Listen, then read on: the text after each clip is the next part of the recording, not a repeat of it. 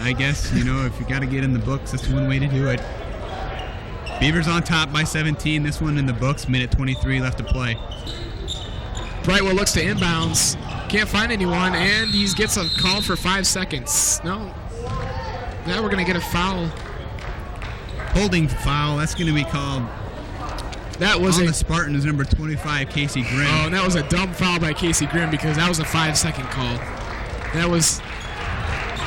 Well, I think what happened is that Douglas, he forgot that he was coming to the ball, and when he came to the ball, he didn't quite have his feet set.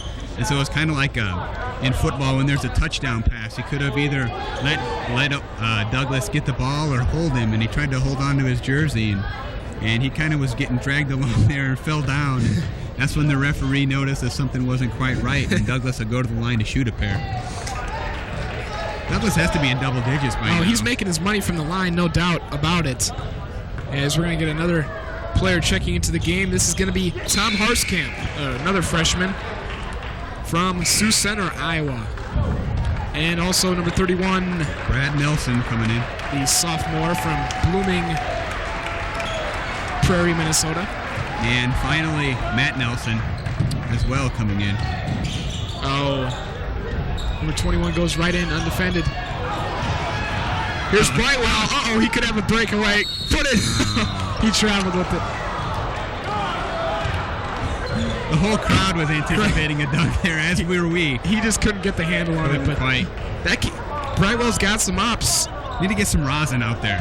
Get him some rosin. They list him as 6'6". Pentagon finally with an open-looking three-pointer, and we see what he can do with the ball. It's right, but you got to give credit to Schmalbeck. Give credit to Schmalbeck and Bjorken for shutting Pettico down in the second half. Because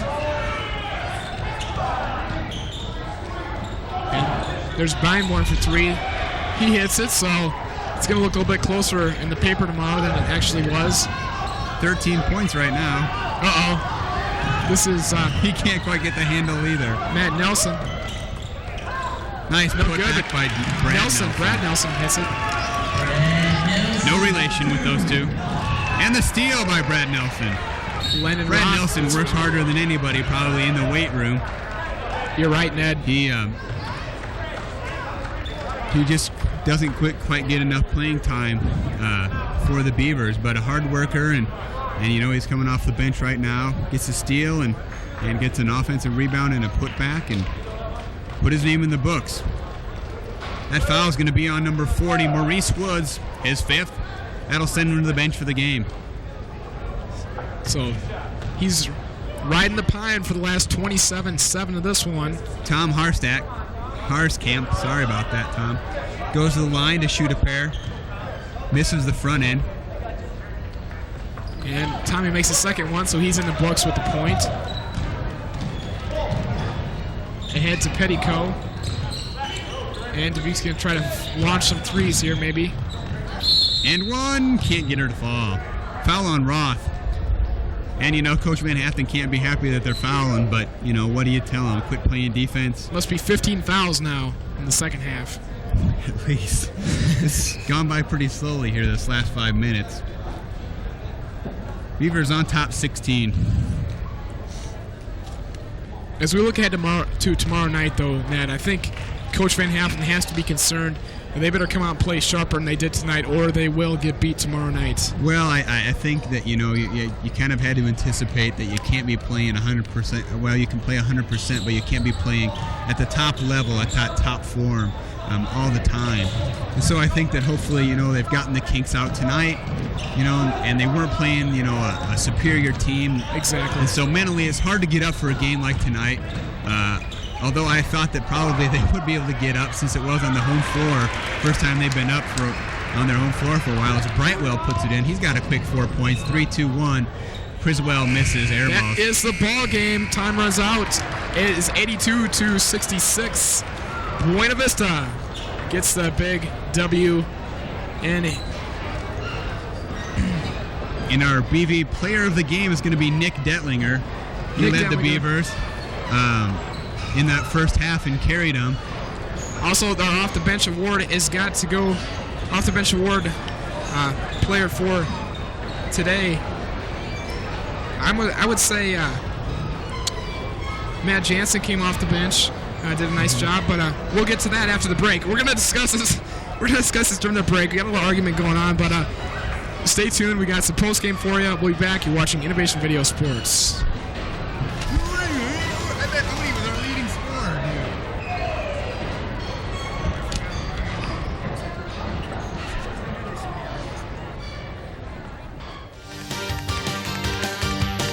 dude. Now, thanks to us, there are lots of products made from things we've already recycled. This cereal box wants your Sunday paper. These paper clips, in a more daring life, a 56 convertible. The circle works like this. It starts when we recycle trash at home and at work. It's completed when we buy products made from or packaged in recycled materials. How do you know the difference? Check the label for something called post-consumer recycled content. It looks like this. Make a mental note. Then buy the highest percentage of it you can find. You'll save a tree, you'll save energy, and in your own way, you'll help save the world. Complete the circle. Call 1-800-CALL-EDF for your free Buy Recycled shopping guide. 1-800-CALL-EDF.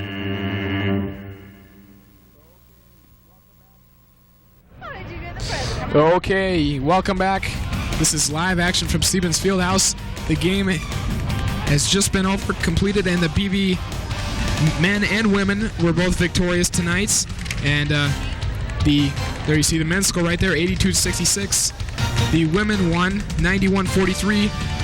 Right now we have some highlights of the men's game from both the first and the second half. So we'll take a look at those. BV came out, and there's Aaron Bloom, I believe, with the baseline shot. Good ball movement by BV there. Bloom again. Yep. Baseline. Bloom was in double figures today as well. Yeah, he might have been. Jamie Wilson. Stacy and President Fred Moore. President Moore, the biggest, he's a big North Carolina basketball fan. I know he's from that home state.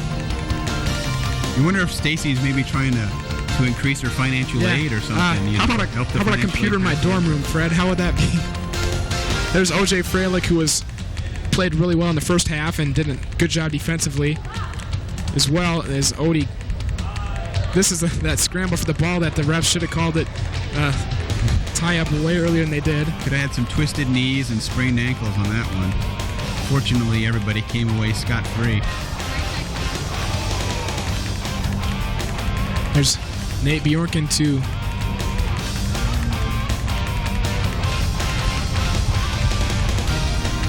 here you see they left Jamie Wilson that shot all night long, and that 15-footer most college athletes are going to be able to hit.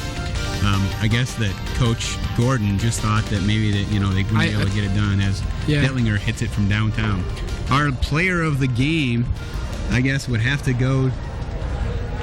Player of the game's a tough call. Defensively, there's many standouts. Offensively, we can look to Odie scored a lot toward the end. Nick Dentlinger played real well. Let's give it to Nick Dentlinger. Nick Dentlinger with the player of the game. Yes, and with the sixth man award, our off the bench award winner, Brad Douglas. It's got to go to Odie. Brad Douglas. Got to the free throw line a bunch of times. We don't have the official stats right now. No. It's just a little too quickly, and we got too much going on right here. Hopefully we'll see you tomorrow night as the Beavers will take on Upper Iowa. The women expecting a big win, and there you see some loyal BB fans sticking around. Garrick and Holly and Martin. Martin went backpacking through Europe a couple of years ago, and it has quite some tales to tell. He grew a beard for the winter, and I think we have Stacy. Okay, what we're gonna wait. Right now we're waiting for Coach Van Haften to come out of the locker room. He said he would. We're not sure. We do have some time constraints, so we'll give him about another 30 seconds here when we wrap up this game to come out. And if he doesn't, we'll have to wrap it up as you see the official scores. And if we go back to the keys of the game, I think we can agree that Dubuque, did what they needed to win. They just didn't quite execute like they needed to. They didn't take care of the ball like they should have, and they didn't. You're not going to out rebound the Beavers when your tallest guy is 6'4" and everybody other than that is 6 foot tall only. And so unfortunately that didn't quite work out. Looks like we've got Coach Van Haften now for an interview. Yes, Coach Van Haften is making his way out onto the floor. So we're going to send it down to Stacy. Well, we'll do that momentarily. Yes, Coach Van Haften and Stacy Mraz, and send it downstairs. Here with Coach Van Haften. Coach, congratulations on your win. Thanks. It was a good win for us. Yeah, you guys played a great game, and I wanted to say that I noticed your ball handling, and you guys were so aggressive out there. What can you tell us about the game that you were happy with? I thought in the second half, we played very aggressive. I don't think we played our best game by any stretch of the imagination tonight, but I thought we came out, I thought we played hard, especially in the second half. Sometimes when you play a team that you're better than, like Dubuque, it's one of those games where you have to come out and you have to be patient. These guys wanted to come out right away and stick it to them and all that kind of stuff, and it just didn't work tonight for us. And what we need to do is be a little bit more patient and let the game come to us sometimes when we have a team that we want to try and extend the lead with.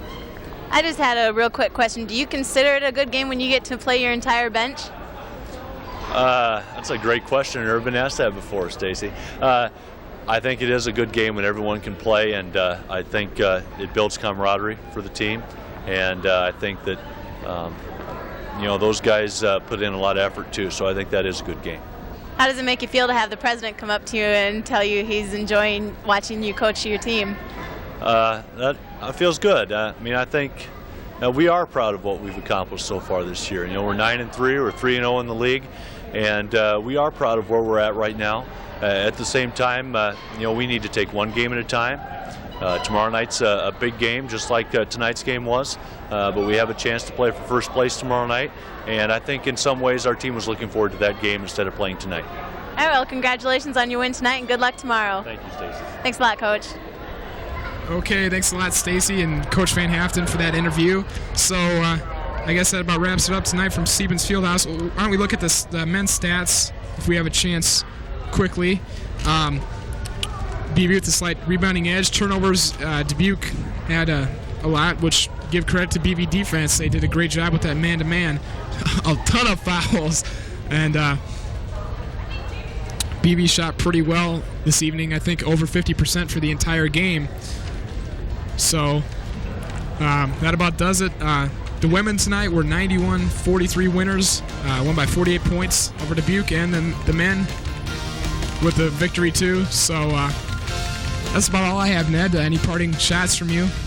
Well, we'd just like to thank the innovation staff. We've done a super job, and we're not professionals, but we do our best, and that's all that you can ask. So we'll see you tomorrow night, hopefully. Stay with us. You bet. Tomorrow night should be a good game. If you're not doing anything, come on onto the field house, and we'll be here as well. So BV versus Upper Iowa. Pregame starts at 5, and women start at 6. And I guess for Jared Alcander, Stacy Mraz, and all of our staff at Innovation Video, I'm Scott Heinley saying good night.